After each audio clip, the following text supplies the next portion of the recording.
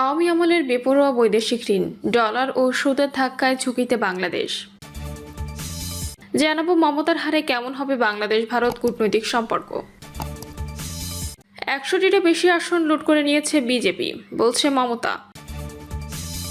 এবং সর্বশেষ জানাবো কমিটিতে স্থান না পেয়ে ক্ষোভ, রাঙামাটিতে ছাত্রদলের দুপক্ষের সংঘর্ষ।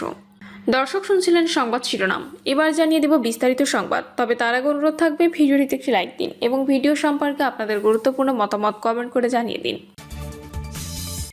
আওয়ামী আমলের বেপরোয়া বৈদেশিক ঋণ, ডলার ও সুদের ধাক্কায় ঝুঁকিতে বাংলাদেশ। বৈদেশিক ঋণের সুদ পরিশোধের বড় ধরনের ঝুঁকিতে পড়েছে বাংলাদেশ। আওয়ামী সরকারের আমলে বিদেশ থেকে অপরিকল্পিতভাবে ও বেপরোয়া গতিতে চড়া সুদে যেসব ঋণ নেওয়া হয়েছে সেগুলোর মেয়াদ পূর্তি শুরু হয় 2022 সাল থেকে। বৈশ্বিক মন্দার কারণে ওই সব ঋণ পরিশোধ স্থগিত করে মেয়াদ বাড়ানো হয়েছে। সেগুলো এখন বাড়তি সুদ ও দণ্ডসুদ সহ পরিশোধ করতে হচ্ছে। এতে বিপুল অঙ্কের বৈদেশিক মুদ্রা খরচ হচ্ছে। এর মধ্যে মধ্যপ্রাচ্যের যুদ্ধের কারণে আমদানি ব্যয় বেড়ে যাওয়ায় ডলারের উপর এমনিতে বাড়তি চাপের সৃষ্টি হয়েছে। একদিকে রাজস্ব আয় কমে যাওয়ায় নতুন ঋণ নিয়ে পুরনো ঋণের কিস্তি শোধ করতে হচ্ছে। অন্যদিকে বাজার থেকে বাড়তি দামে ডলার কিনতে গিয়ে বৈদেশিক মুদ্রার রিজার্ভও চাপে পড়েছে। ফলে দেশীয় ও বৈদেশিক উভয় দিক থেকে অর্থনীতি এখন এক ভয়াবহ ঝুঁকির মুখে পড়েছে।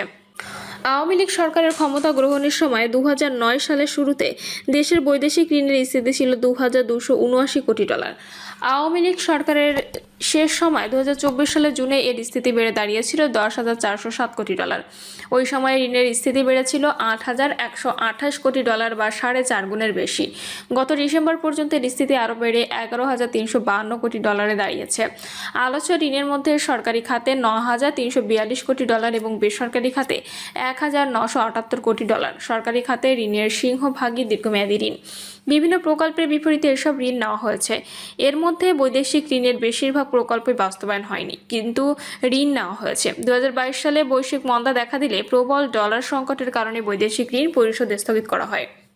আওয়ামী লীগ সরকারের শেষ সময় পর্যন্ত ঋণের কিস্তি পরিশোধ স্থগিত করা হয়। ফলে ওই সব ঋণের বিপরীতে মূল কিস্তির সঙ্গে নিয়মিত সুদের পাশাপাশি অতিরিক্ত সুদ ও দণ্ডসুদ পরিশোধ করতে হচ্ছে। একই সঙ্গে স্থানীয় টাকা দিয়ে ডলার কিনে ঋণ শোধ করতে হয়। ঋণের কিস্তি পরিশোধের শুরুর দিকে অর্থাৎ 2022 সালের মার্চে প্রতি ডলারের দাম ছিল 86 টাকা। এখন তা বেড়ে 123 টাকা 40 পয়সায় উঠেছে। ওই 4 বছরে ডলারের দাম বেড়েছে 37 টাকা 40 পয়সা। এই হিসাবে এখন ঋণ শোধ করতে প্রতি ডলারে 37 টাকা 40 পয়সা বেশি দিতে হচ্ছে। বাড়তি দামে ডলার কেনা ও বেশি সুদে পরিশোধের ফলে সরকারি ও বেসরকারি খাতের বাড়তি অর্থ খরচ হচ্ছে। এতে দুই খাতই অর্থ সংকটে পড়েছে। সরকারের রাজস্ব আয় কম হওয়ায় ঋণের কিস্তি পরিশোধেও সরকারকে নতুন ঋণ নিতে হচ্ছে। অথচ বৈদেশিক ঋণ নির্ভর বেশিরভাগ প্রকল্প থেকেই কোনো সুফল মিলছে না, যা সংকটকে আরও বাড়িয়ে তুলছে। 2022 সালের কেন্দ্রীয় ব্যাংকের এক প্রতিবেদনে বলা হয়েছিল, বৈদেশিক ঋণ এমন সব প্রকল্পে নেওয়া উচিত যেসব প্রকল্প থেকে বৈদেশিক মুদ্রা আয় হবে। এতে বৈদেশিক ঋণ পরিশোধের ঝুঁকি কম হবে। এর বাইরে স্থানীয় মুদ্রা আয় হবে এমন প্রকল্পে বৈদেশিক ঋণ নিয়ে বাজার থেকে ডলার কিনে তা পরিশোধ করতে হবে। তখন ডলারের বাজারে চাপ বাড়বে। বেশিরভাগ বৈদেশিক ঋণ শোধ করা হয় বাজার থেকে ডলার কিনে। ডলার কিনতে নগদ টাকা যোগান দিতে হয় সরকারের রাজস্ব আয় থেকে। বর্তমানে রাজস্ব আয় কমে গেছে, সরকারের চলতি ব্যয় মেটানো কঠিন হয়ে পড়েছে রাজস্ব আয় দিয়ে। ফলে সরকারকে ঋণ করে চলতে হচ্ছে। এমন অবস্থায় বৈদেশিক ঋণ পরিশোধের রাজস্ব আয় থেকে অর্থের যোগান দেওয়া আরও চ্যালেঞ্জিং হয়ে উঠেছে। ফলে সরকারকে এখন নতুন ঋণ করে আগের দেশি বিদেশি ঋণ শোধ করতে হচ্ছে।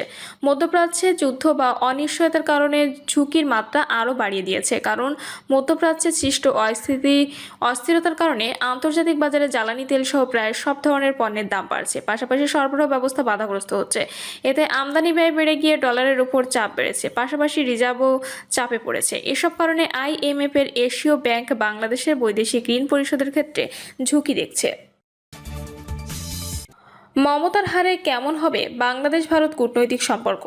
1.5 দশক পর পশ্চিমবঙ্গের বিধানসভায় ক্ষমতা হারিয়েছে মমতা বন্দ্যোপাধ্যায়ের তৃণমূল কংগ্রেস। বাংলার মসনদ দখল করেছে কেন্দ্রীয় ক্ষমতাসীন দল ভারতীয় জনতা পার্টি। সোমবার দিবাগত রাত 1টা পর্যন্ত প্রাপ্ত ফলাফলে 294 আসনে বিধানসভা 208টি আসনে জয় নিশ্চিত করে বিজেপি। সরকার গঠনের প্রয়োজন 148 আসন। অপরদিকে তৃণমূল কংগ্রেস পেয়েছে 82টি আসন। নিজের আসন ভবানীপুরেও হেরে গেছেন মমতা বন্দ্যোপাধ্যায়। প্রতিবেশী রাষ্ট্র হিসেবে ভারতের জাতীয় ও আঞ্চলিক নির্বাচন নিয়ে বাংলাদেশের মানুষের আগ্রহ বরাবরই বেশি, কারণ দিল্লির সঙ্গে ঢাকার দ্বিপাক্ষিক নানা গুরুত্বপূর্ণ ইস্যু জড়িত। সে কারণে সীমান্তবর্তী পশ্চিমবঙ্গে ক্ষমতার পরিবর্তন বাংলাদেশ ভারত সম্পর্কের উপর কী প্রভাব ফেলতে পারে তা নিয়ে ইতিমধ্যে বিশ্লেষণ শুরু হয়েছে। বিশেষ করে তিস্তার পানি বণ্টন, সীমান্ত হত্যা, পুশব্যাক, সাম্প্রদায়িক রাজনীতি এবং ইস্যুতে নতুন সমীকরণ তৈরি হতে পারে বলে মনে করছেন বিশ্লেষকরা। এতদিন তিস্তা চুক্তিতে পশ্চিমবঙ্গ সরকারের আপত্তিকে কেন্দ্র করে যে জটিলতা ছিল, এখন সেই অবস্থার পরিবর্তন হয় কিনা সেটিও গুরুত্বপূর্ণ প্রশ্ন হয়ে উঠেছে। এ প্রসঙ্গে সিনিয়র সাংবাদিক ও রাজনৈতিক বিশ্লেষক মাসুদ কামাল বলেন, বিধানসভায় পরিবর্তনের ফলে বাংলাদেশ ভারত সম্পর্ক কিভাবে প্রভাবিত হবে তা এখনই নির্দিষ্ট করে বলা কঠিন, কারণ দুই দেশের মধ্যে কিছু অমীমাংসিত ইস্যু রয়েছে। বিশেষ করে তিস্তা চুক্তিতে এতদিন মমতার বিরোধিতাকে অজুহাত হিসেবে দেখিয়েছে কেন্দ্র। এখন তারা কতটা আন্তরিক সেটাই দেখার বিষয়। তিনি আরও বলেন, বাংলাদেশ সংক্রান্ত বিষয়ে ভারতের কেন্দ্রীয় সরকারের সঙ্গে বোঝাপড়ার মূল বিষয়। সীমান্তে নতুন করে চাপ বা পুশব্যাকের ঝুঁকিও পুরোপুরি উড়িয়ে দেওয়া যায় না। বাংলাদেশ কমিউনিস্ট পার্টির সাবেক সাধারণ সম্পাদক রুহিন হোসেন প্রিন্স বলেন, বাংলাদেশ একটি স্বাধীন রাষ্ট্র, তাই সম্পর্ক নির্ভর করবে ভারতের কেন্দ্রীয় সরকারের আচরণের উপর। সীমান্ত পরিস্থিতি ইতিমধ্যে উদ্বেগজনক।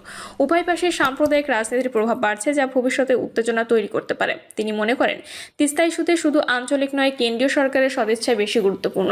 পাশাপাশি সীমান্ত হত্যা ও অভিন্ন নদীর পানি বণ্টনের মতো বিষয়গুলোতে বাংলাদেশকে নিজের স্বার্থ আদায়ে আরও দৃঢ় হতে হবে। বাংলাদেশের বিপ্লবী ওয়ার্কার্স পার্টির সাধারণ সম্পাদক সাইফুল হক বলেন, মমতা বিরোধীরা বললেও চাইলে নরেন্দ্র মোদী সরকার তিস্তা ইস্যুতে নতুন উদ্যোগ নিতে পারে। তবে পশ্চিমবঙ্গ সহ উত্তর পূর্বাঞ্চলে বিজেপির শক্তিশালী অবস্থান বাংলাদেশের উপর কিছুটা চাপ তৈরি করতে পারে এবং সীমান্তে উত্তেজনা বাড়তে পারে।